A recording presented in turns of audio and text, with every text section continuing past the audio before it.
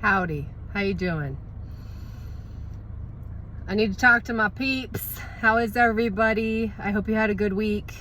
It's been a summer, right? At least for those of us here in the northern hemisphere. Bear with me, I'm sticky, I'm sweaty. I just got done hiking, and I want to just provide some words of encouragement to anybody watching this video. I have a feeling I got a lot of people that follow this channel that go through insurmountable challenges. If you resonate with me, you're one of those people, and God love you, all right? God love you. You're better for it. And so I want to talk about beating the odds. I think that's what this lesson will be. Beating the odds. What do I mean by that? Well, maybe you're going through a situation in your life with your family or your career or your personal beliefs. Maybe in your love life, you're going through some situations or trying to figure out what direction to go, or maybe you're having issues with your children or anything of that nature, okay? All the odds might look against you. You don't see a way out. You don't see a way up. You feel like everything's blocking your way, and you're thinking, how am I gonna work this? How am I gonna make this successful? How am I gonna be proud of what I'm doing? And I want to just provide an example of the power of persistence and sacrifice, okay?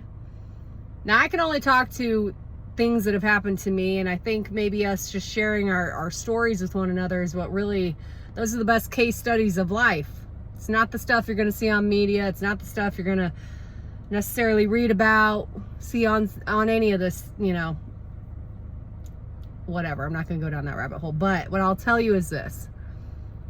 I've spent this summer, I can honestly say in the last 3 to 4 months, I have sacrificed a lot. I saw an opportunity back this spring that I had to go for it, and I wasn't sure if I'd be able to even pull it off. But basically, this opportunity was a funding opportunity from the federal government to be dispersed over the next 10 years into the industry, technology, and cybersecurity, or education, technology, and cybersecurity industry. And when I first decided I wanted to do it, I got a lot of pushback. I got a lot of doubt from peers. I got a lot of, you can't do this. You're not qualified enough. It's too much work. You don't have enough deadline. You don't have enough resources to pull this off. You're not going to get full commitment from everybody. And I remember thinking to myself, you know, that's even more of a reason why I should go for it. You ever had one of those? But more importantly, when I saw this opportunity, I knew it was meant for me. So let me kind of flip that back on you. Is there something in your life you know is yours? Person, place, thing, idea, okay? Does it look insurmountable? Does it look fake? Like, there's no way I could have that in my life, you know? Well, I didn't let that stop me. And I was like, well, this is going to take my entire summer to pull off. And I knew that. And so that's what I did, y'all. I sacrificed literally the last 3 to 4 months working 12 to 16-hour days. Really going up against insurmountable challenges.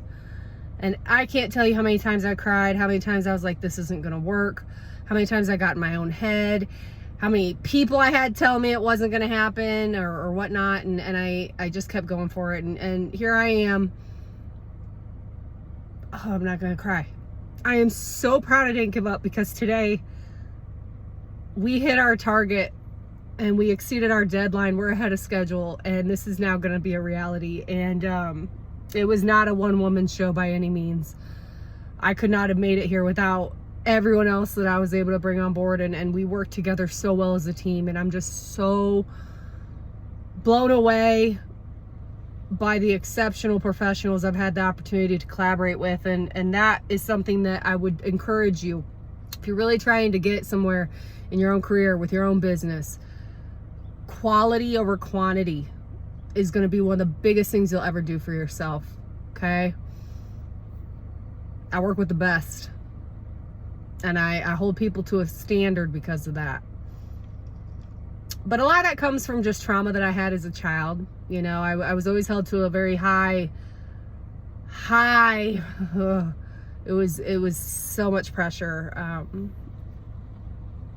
I had a lot of expectations put on me, even more so by my mother. And so after she passed away, I was like, well, how can I still honor that, but breathe a little bit, right?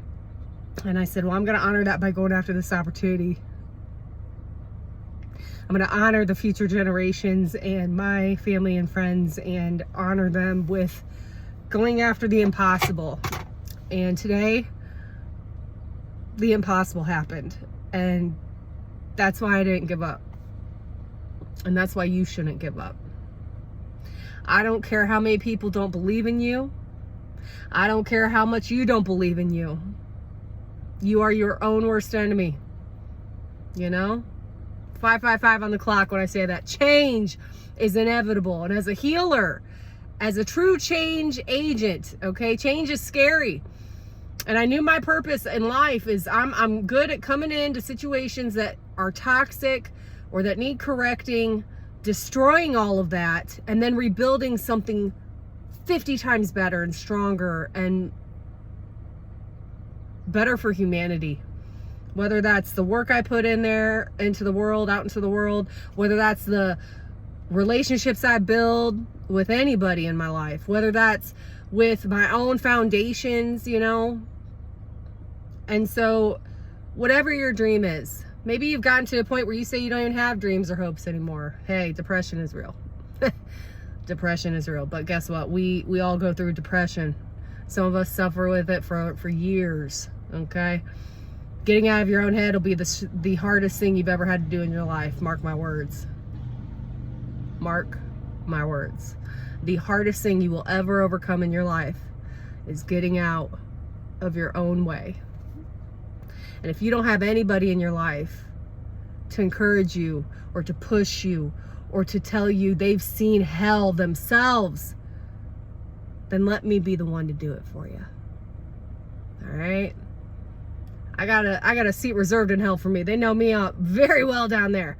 But guess what? They also know me way more up here. They know me way more in here. Okay? I know you more up there. I know you way in there. It takes one to know one.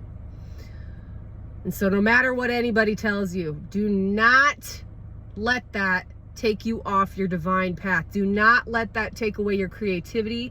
Do not let that kill your dreams. If you don't have dreams, baby, remake some dreams. Make your own, make a brand new life for yourself.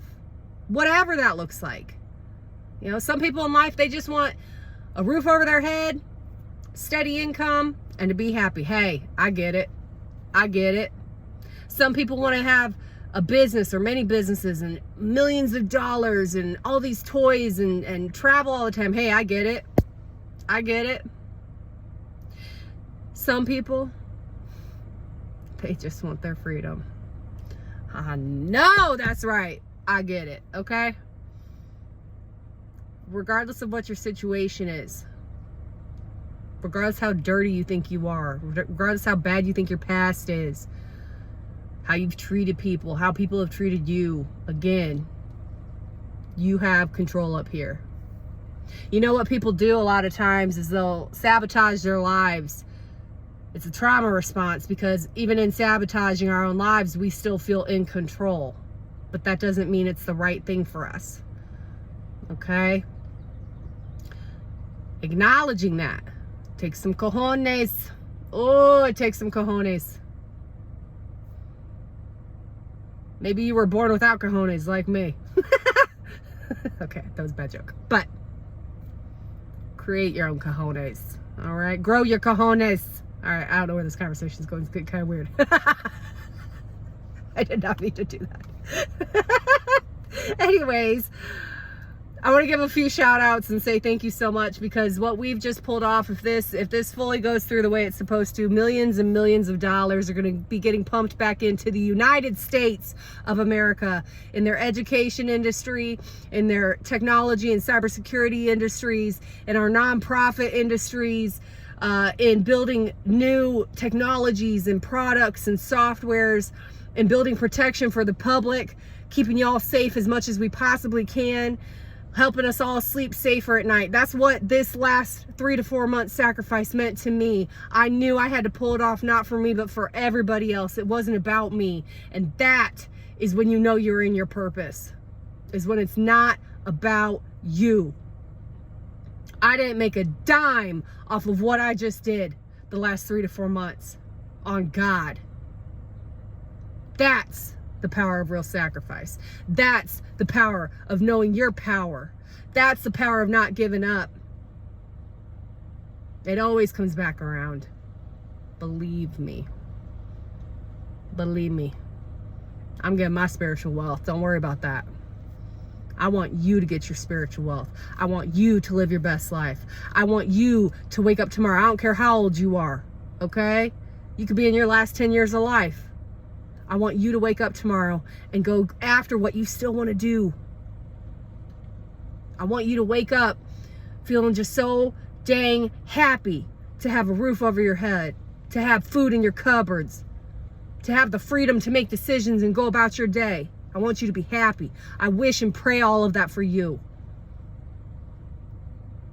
I want to thank the Cyberbytes Foundation and the Quantico Cyber Lab. Thank you so much, y'all, for letting me be a part of your team.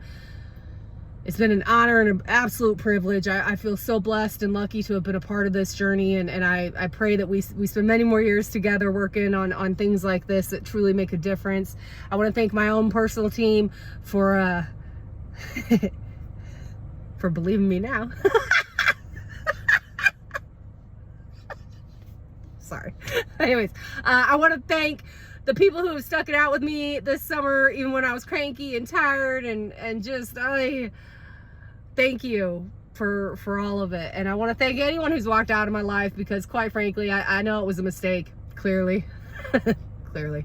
But here's what I'll tell you about walking out of people's lives, and I've done it myself. You are always free to walk out of somebody's life. You are always welcome to have your own boundaries, and more importantly, I promote that. You better have strong boundaries, and you better not be afraid to implement them in your life, because otherwise you're going to get run over so bad. However, I can say, and I'm sure you can say, you've cut people out of your life, and then maybe they got their shit together, and they came back around, or they've tried to make amends, or you guys haven't really talked in years or whatever. I encourage you to go heal that situation. Maybe it's not salvageable, but once you have peace of mind knowing you tried, you know, people make things so much more complicated than they have to be. I'm sick of my brothers and sisters cutting one another so easily out of their lives only to regret it, and it just puts them backwards. Like, the ego is real. The ego will tell you lies, okay? What I tell you about that self-sabotaging? The ego will sabotage all the good things for you if you let it. Fact. Don't let it. We are all bigger than our egos.